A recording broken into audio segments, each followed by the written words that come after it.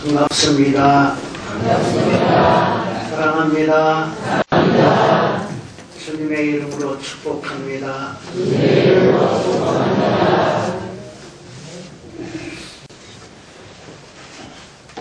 강단이 아주 너무 밝고 은혜스러운 것 같아요. 할렐루야. 이렇게 표현하는 게 중요합니다. 우리가 표현하지 아니하면 그 신앙이 어떤 것인지 알 수가 없어요. 예수님께서도 그 제자들에게 물으셨어요. 너희는 나를 누구라고 하느냐? 그 가이사랴 빌립보라고 하는 지방을 제자들과 함께 가셨는데 그때 예수님께서 제자들에게 물으셨습니다. 사람들이 나를 누구라고 하더냐 하고 물으셨는데 그때에 더러는 세례 요한이라고도 하고 더러는 엘리야라고 하기도 하고 더러는 에레미야나 선지자 중에 하나라고 하더이다 하고 답변을 했어요. 그때 예수님께서 그럼 너희는 나를 누구라고 하느냐? 너희는 나를 어떻게 생각하느냐? 하고 물으셨습니다. 그때에 베드로가 대답하기를 주는 그리스도시요 살아계신 하나님의 아들이니이다 하고 답변을 했습니다. 우리가 표현하는 게 중요해요. 그러니까 우리가 예수님을 어떻게 믿느냐 이게 굉장히 중요합니다. 베드로의 신앙 고백은 기독교 신앙관의 핵심을 얘기합니다. 기독교 신앙의 핵심이 뭐냐? 주는 그리스도시요 살아계신 하나님의 아들이니이다. 우리 한번 고백하겠습니다. 다 같이. 주는 그리스도시요 살아계신 하나님의 아들이시니이다. 이 고백이 굉장히 중요한 겁니다. 주는 그리스도라고 하는 말의 뜻은 그리스도라고 하는 말은 하나님께서 기름 부어 세우셨다고 하는 뜻입니다.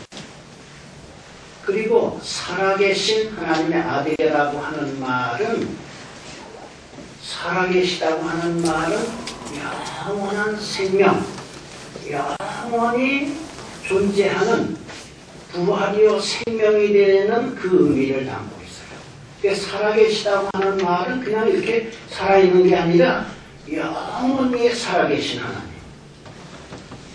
그분의 아들.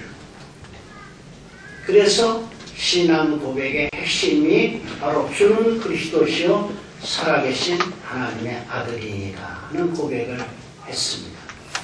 그때에 예수님께서 하요나 시보나 네가 복이 있도다 그랬어요. 하요나 시모나 그런 말은 요나의 아들, 하요나 다라고 하는 말은 요나의 아들이라고 합니다. 요나의 아들 시모나 네가 복이 있도다.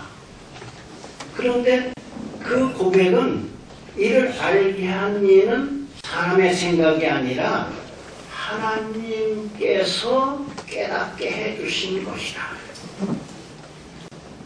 그러니까 예수님은 그리스도여 살아계신 하나님의 아들인데 그러한 고백이 할 수 있는 것은 사람의 생각으로 판단해서 나올 수 있는 말이 아니라 하나님께서 그 마음을 열어주시고 그 믿음을 갖게 해주시고 그런 고백을 할 수 있게 하셨다 그럽니다. 그러면서 예수님께서 하시는 말씀이 이를 내게 알게 한 이는 혈육이 아니라 하늘에 계신 하나님은 내 아버지시니라고 하면서 또 내가 내게 이르노니 너는 베드로라 그랬습니다. 베드로라고 하는 말은 반석이라고 하는 말입니다. 그러면서 이 반석 위에 내 교회를 세우리라 그랬습니다. 그러니까 그 고백이 뭐냐? 그 고백은 주는 그리스도시요 살아계신 하나님의 아들이라고 하는 고백은 반석과 같은 믿음을 가지고 있어요. 교회는 어디에 세워지느냐? 반석과 같은 믿음 위에 세워지는 게 교회입니다. 그래서 교회를 에클레시아라고 얘기하는데 세상으로부터 불러내서 믿음을 갖게 하시고 하늘의 소망을 갖고 살게 하는 믿음의 모임입니다. 불러내서 모인 무리들, 불러내서 모인 그 모임 공동체가 바로 교회입니다. 그래서 교회는 믿음의 공동체라고 얘기합니다. 그런데 그 믿음의 공동체는 주는 그리스도시요 살아계신 하나님의 아들이라고 하는 고백, 그것이 반석이요, 그 고백이 믿음의 반석이요, 그 고백 위에 세워지는 교회가 교회고, 그런 신앙 고백을 한 무리들이 모인 공동체입니다. 오늘 여러분들이 다 같이 고백을 했어요. 주는 그리스도시요 살아계신 하나님의 아들이라고 고백을 했어요. 바로 여러분 한 분 한 분이 다 교회의 공동체요, 믿음의 공동체요, 하늘의 소망을 가지고 살아가는 공동체인 줄 믿으시기 바랍니다. 그런데 이와 같은 믿음의 공동체는 예수님이 뭐라고 하셨느냐 하면, 첫째, 음부의 권세가 이기지 못하리라. 음부의 권세는 뭘 말하느냐? 죽음의 권세가 이기지 못하는 공동체입니다. 우리가 이걸 분명히 알아야 돼요. 교회는 죽음의 권세가 감히 도전하지 못하는, 이기지 못하는 그런 공동체. 여기는 천국의 소망을 가지고 하늘의 소망을 가지고 영원한 주님 나라를 바라보면서 살아가는 그런 생명을 가진 공동체가 교회입니다. 오늘 이 자리에 나오신 여러분들은 이 땅의 삶으로 끝나는 것이 아니라 이 믿음의 공동체인 교회를 통해서 영원한 하나님 나라를 바라보면서 천국의 소망을 가지고 살아가는 그런 공동체입니다. 예수 그리스도는 살아계신 하나님의 아들인데, 그 살아계신 하나님의 아들을 믿는 자마다 멸망치 않고 영생하는 천국을 소망하고 살아가는 삶입니다. 할렐루야. 그러니까 이게 대단한 모임이에요. 교회는 이건 음부의 권세, 죽음의 권세가 이기지 못하는 것이 교회입니다. 혹시 죽음 때문에 불안해하는 분 있습니까? 이 자리가 죽음을 이기는 영원한 천국을 바라보고 살아가는 자리인 줄 믿으시기 바랍니다. 그러면서 내가 천국 열쇠를 내게 주리니, 교회는 천국 열쇠를 주어진 공동체, 주님으로부터 위임받은 공동체, 천국의 열쇠를 위임받은 공동체란 말이에요. 그래서 너희가 땅에서 무엇이든지 매면 하늘에서도 매일 것이요, 땅에서 무엇이든지 풀면 하늘에서도 풀리리라 그랬어. 자, 그러면 여기서 땅에서 무엇이든지 매는 게 뭐냐? 세례가 뭐죠? 죄를 고백하고 예수 그리스도를 영접함으로 말미암아 하나님의 자녀가 된 표시로서 세례 예식을 합니다. 그래서 죄를 해결하고 죄를 풀어버리고 천국 백성으로 묶어주는 거예요. 예수 그리스도를 믿음으로 말미암아 묶임을 받는 거예요. 그러니까 그게 땅에서 무엇이든지 풀면 하늘에서도 풀려. 죄를 풀어버리는 거예요. 그리고 하나님의 자녀로 묶어버리는 일을 하는 것이 세례입니다. 할렐루야. 그리고 성령의 기름 부으심이 임합니다. 그래서 물과 성령으로 거듭나지 아니하면 하나님 나라에 들어갈 수 없느니라. 바로 이 땅에서 교회는 물과 성령으로 거듭나는 그런 자리가 되고 그런 역할을 하는 게 교회입니다.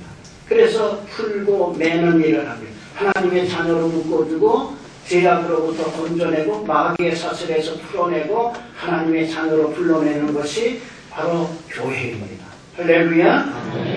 이와 같은 교회는 정말 우리가 대단한 거예요. 그러니까 교회에 무조건 나가야 돼. 교회를 사모하는 사람이 천국을 사모하는 사람.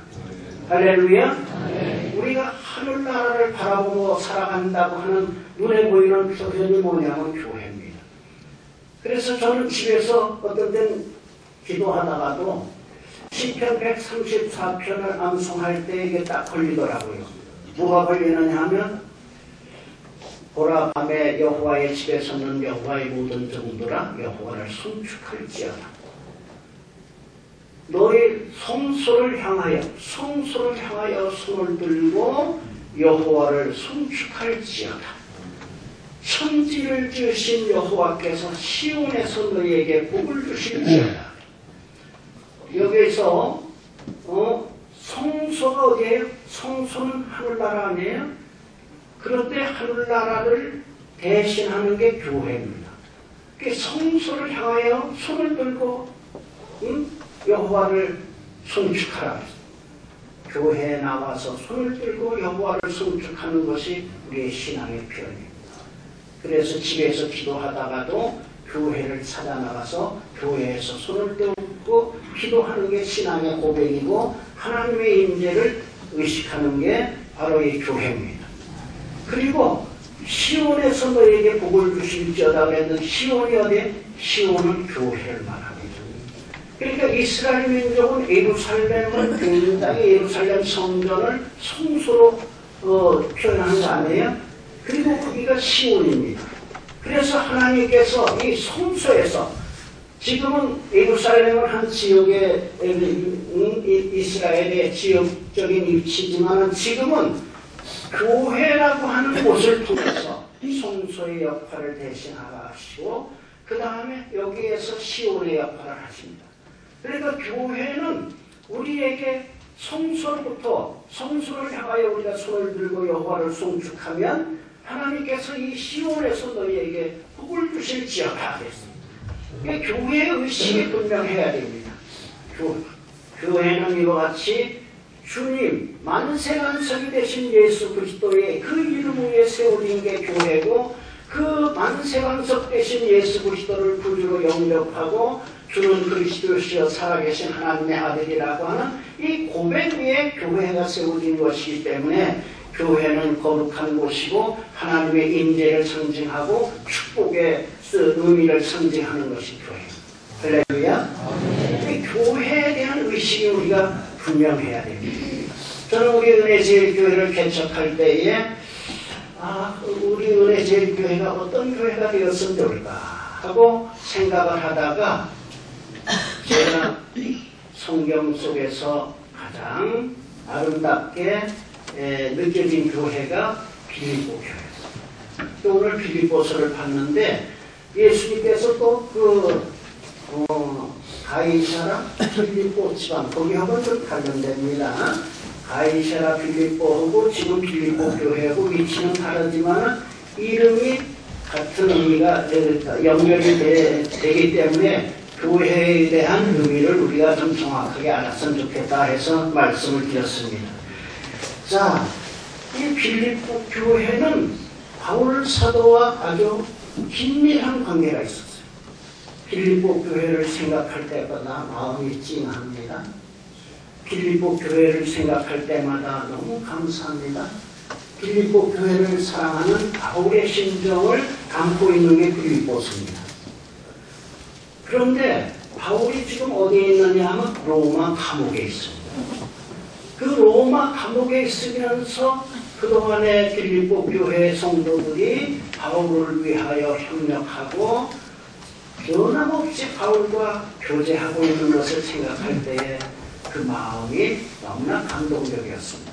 그래서 바울이 빌립보 교회를 생각하는 내용이 오늘 성경 말씀에 나와 있는데 3절을 보게 되면 내가 너희를 생각할 때마다 나의 하나님께 감사하며 내가 너희를 생각할 때마다 하나님께 감사하며 생각할 때마다 감사하며 저는 은혜제일교회를 생각할 때마다 바울과 같은 심정이 있습니다.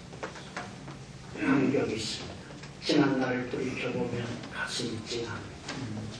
그리고 믿음의 선배로 이미 하늘나라 가신 분들이 밤을 새워가면서 기도하던 그 모습이 아직도 눈에서 생각할수록 감격이 있고 감사가 있습니다. 바울 사도가 빌립보 로마 감옥에 있으면서 내가 너희를 생각할 때마다 나의 하나님께 감사하며 그랬어요. 또 두 번째는 간구할 때마다, 4절을 보면 간구할 때마다 너희 무리를 위하여 기쁨으로 항상 간구하노. 간구할 때마다 기쁨으로 간구한다. 그 다음에 8절에 보게 되면 내가 예수 그리스도의 심장으로 너희 무리를 얼마나 사모하는지 하나님이 내 증인이시니라. 할렐루야.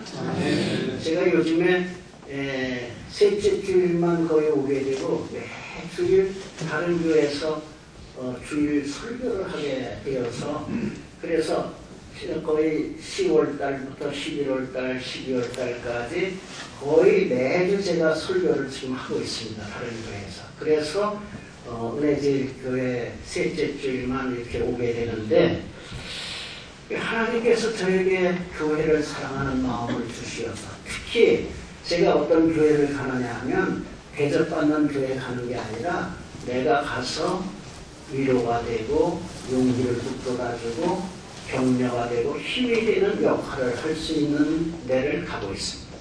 가서 헌금하고 제가 사례받으러 가는 것이 아니라 제가 헌금하러 갑니다. 제가 말씀을 전하고 격려해주고 용기를 북돋아주기 위해서 적은 교회에 주로 가고 있습니다.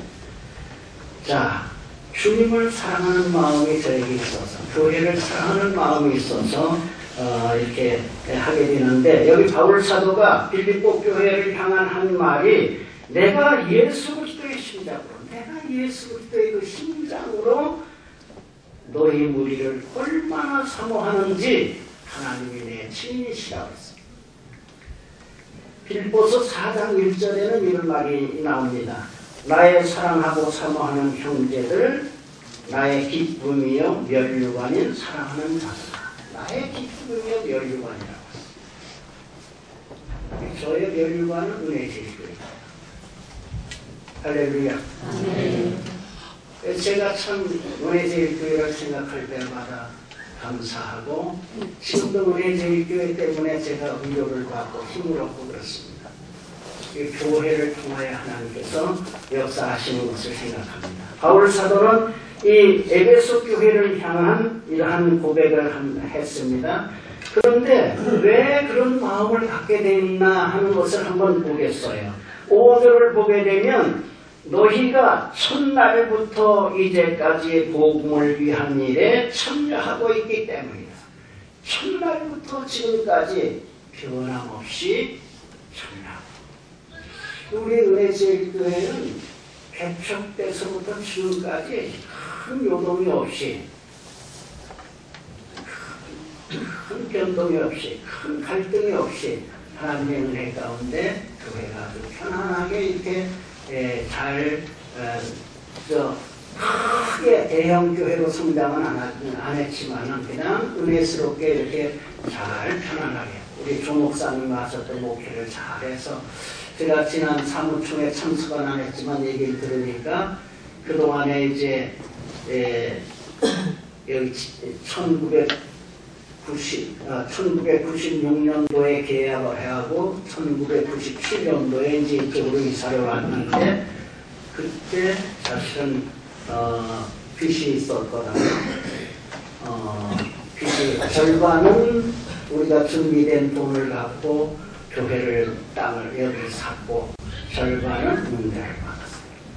근데 그것도 굉장히 감사한 거는 우리 자양동 저쪽에 잠실대교 나가는 길 옆에 그 빌딩을 3층 70평, 그 다음 3층에 44평, 또 그 다음에 2층에 44평, 그 다음에 2층 거기는 팔지 않아서 임대로다가 또 쓰던 거, 그 다음에 그 건물 옆에 또 상가 주택 그걸 샀었고 그랬는데 이 자리를 계약하면서 그게 하나하나 이렇게 다 정리가 됐어요.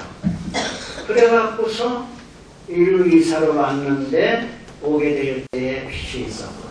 그런데 사무총이 그동안에도 뭐 교회 일도 있었지만은 채무가 깨끗이 다 정리되었다고 하는 그런 보고를 했다고 하는 얘기를 듣고 너무나 감사했습니다.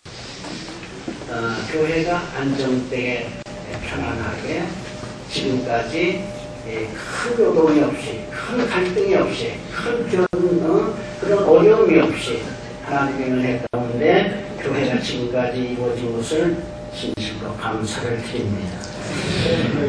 이 마케도니아 지역의 빌립보 교회는 위치가 어디냐 하면은 유럽 대륙의 제일 남쪽 끝에 있고 아시아에서 유럽으로 들어가는 관문에 있는 지역이 마케도니아 지역이고 거기에 빌립보라고 하는 시가 있었어요. 그런데 원래 거기 빌립보 교회 지역에 마케도니아 지역에 복음을 전하려고 했던 게 아니라 바울과 그 일행이 아시아에서 복음을 전하려고 하는데 하나님께서 허락지 않으십니다. 계속 아시아에 복음을 전하려고 하는데 하나님께서 허락지 아니하시더니 어느 날 환상 중에 마케도니아 사람 한 사람이 손짓을 하면서 우리를 와서 도와달라. 그리고서 하는 그런 모습을 봤어요.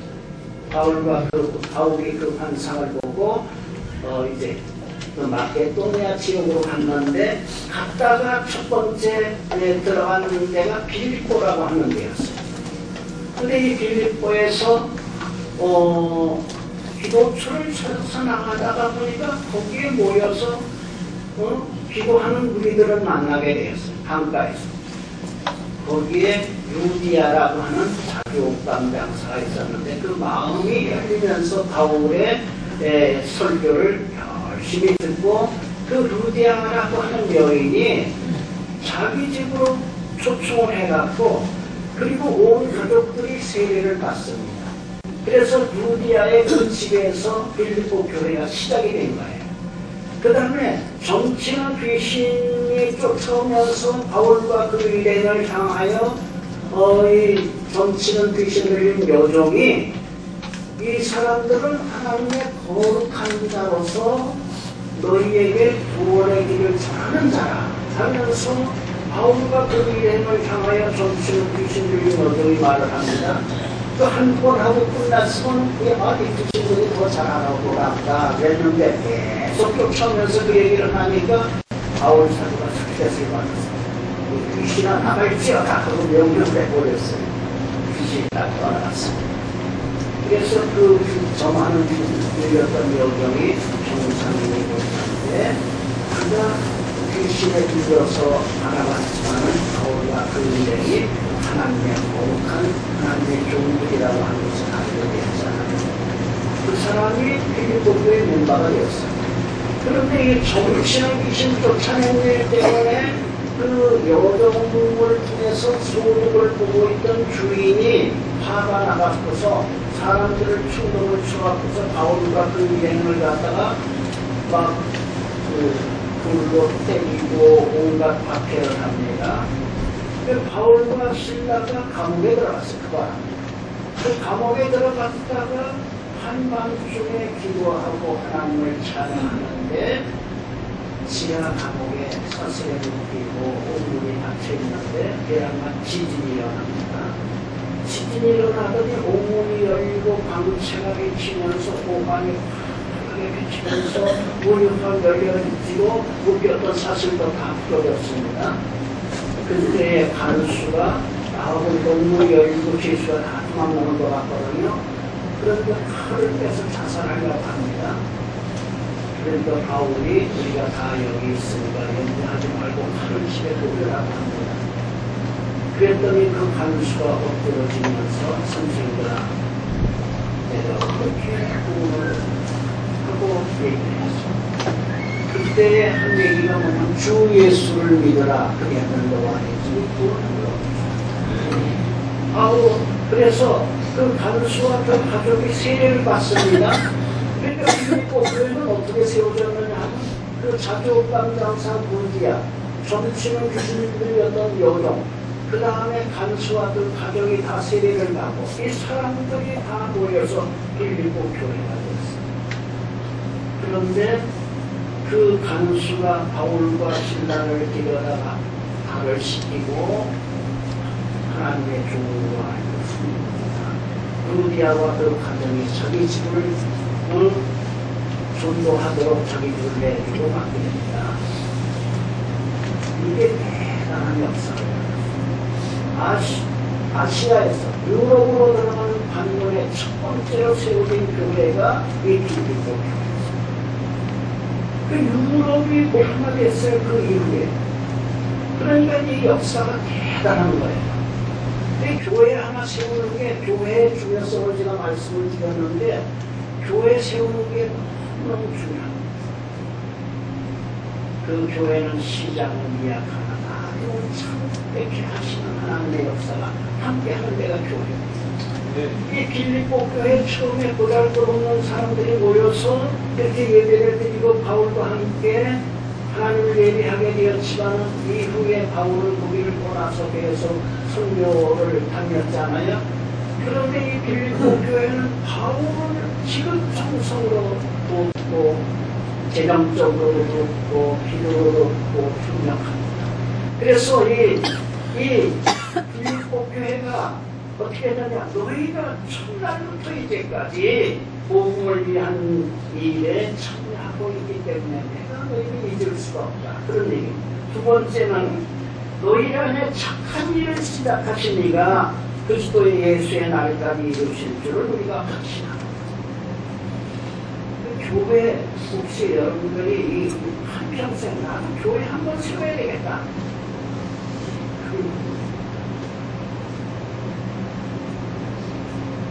내 평생 교회가 맞습니다.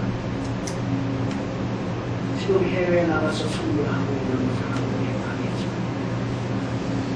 우리나라에는 교회 세우기가 너무 많이 들어가지만 2천만 원, 3천만 원 정도 되는 교회 하나 해외에다 세울 수 있어요. 카메룬이 아니라 저기 튀어나서 캄보디아 우리 교회 출신 중에 원인 선교사가 있어요. 그 와이프는 평일선 선교사. 근데 우리 교단 신학을 안 해갖고 이분들이 교단 소속이 없더라고요. 보니까 성서 시합대학을 나와갖고서 바로 선교단 생에 가서 선교사 훈련을 받고 그리고서 선교사로 필리핀으로 파송받아서 금년까지 19년째 선교 활동을 하고 있는데 그런데도 관심을 갖고 교회를 세우는 게 너무 중요합니다. 우리 은혜제일교회가 이제는 작년이 되었어요. 작년이 되었는데 기독교회 하나씩 세우시는 여러분들 계십니다. 여러분 평생에 나도 기독교회 하나 세우겠다. 할렐루야. 그런 믿음을 가지시길 바랍니다. 자, 너희 안에 착한 일을 시작하신 이가 그리스도 예수의 날까지 이루실 줄을 우리가 확신하노라. 착한 일을 시작하신 하나님. 그 다음에 복음의 시초에 내가 마게도냐를 떠날 때 너희가 주고받는 내일에 참여한 교회가 너희 외에 아무도 없었느니라. 데살로니가에 있을 때에도 너희가 한 번뿐 아니라 두 번이나 나의 쓸 것을 보내었도다. 에바브로데 편에 너희가 준 것을 받음으로 내가 풍부하니 이는 받으실 만한 향기로운 제물이요 하나님을 기쁘시게 하는 것이다. 내가 너희 무리를 위하여 이와 같이 생각하는 것이 마땅하니 이는 너희가 내 마음에 있음이며 나의 맹인과 복음을 변명함과 확정함에 너희가 다 나와 함께 은혜에 참여한 자가 됩니다. 이 빌립보 교회에 대한 바울의 이 감사하는 마음, 그동안의 빌립보 교회가 바울을 위해서 바울과 그 일행을 위해서 후원하고 선교했던 그런 내용들을 지금 소개합니다. 첫날부터 이제까지 변함없이 바울의 사역에 힘을 하고 교회를 섬기며 주는 일을 하고 선교하는 일을 했던 겁니다. 그래서 이제 의뢰제 교회를 세울 때 제가 빌립보 교회를 통해서 은혜를 받았어요. 그래서 우리 의뢰제 교회도 주는 교회가 되자. 섬기는 교회가 되자. 선교하는 교회가 되자. 그래서 주고 또 주며. 근데 누가복음 6장 38절에 보게 되면 주라 그리하면 너희에게 줄 것이니 곧 후이 되어 눈으로 한그릇 넘치도록 하여 너희에게 안겨주리라. 너희 헤아리는 그 헤아림으로 너희가 헤아림을 도록 것이다. 이게 하나님의 부름받은 성도의 사명이고 우리가 이 땅에 사는 동안 우리는 주는 일을 하고 섬기는 일을 하고 돕는 일을 하고 섬기는 일을 하는 것이 하나님의 성도가 이 땅에 살아가는 존재의미라고 볼 수 있습니다.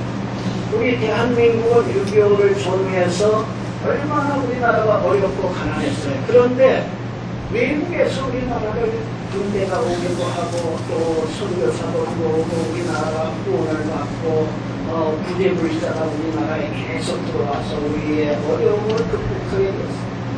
그리고 복음이 들어와서 한국교회가 오늘날에 이르게 되었는데 우리가 사는 일이 뭐냐? 우리가 세계를 복음화하고 세계를 위해서 선교하고 교회를 세우고 선교를 보내는 것이 우리가 사는 우리 한국교회가 사는 일은 이 내부적으로 자꾸 싸움 발전하고 이럴 게 아니라 해외 끊임없이 우리가 이 세상에 사는 동안 이 선교하는 일을 해야 돼요. 그래서 바울이 여기 보게 되면 이 빌립보 교회를 위하여 구절을 보면 내가 기도하노라 그래요. 내가 기도하노라 너희 사랑을 그러면서 지식과 모든 총명으로 점점 더 풍성하게 하사 너희 사랑을 더욱 풍성하게 하라고 너희가 점점 더 풍성한 사랑을 베풀게 하라고 그리고 10절에 보면 너희로 지극히 선한 것을 분별하며 또 진실하여 허물 없이 그리스도의 날까지 이루고 예수 그리스도로 말미암아 의의 열매가 가득하여 하나님의 영광과 찬송이 되기를 원하노라. 결론을 말씀드립니다. 바울 사도가 빌립보 교회를 향하여 권면한 말씀이 4장 4절에서 7절에 있는 말씀인데 첫째, 주 안에서 항상 기뻐하라. 내가 다시 말하노니 기뻐하라.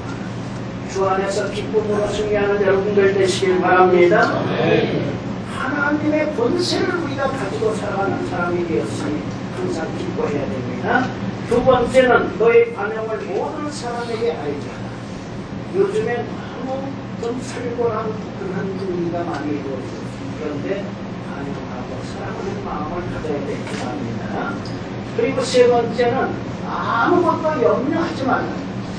다 같이 따라서 아무것도 염려하지 말고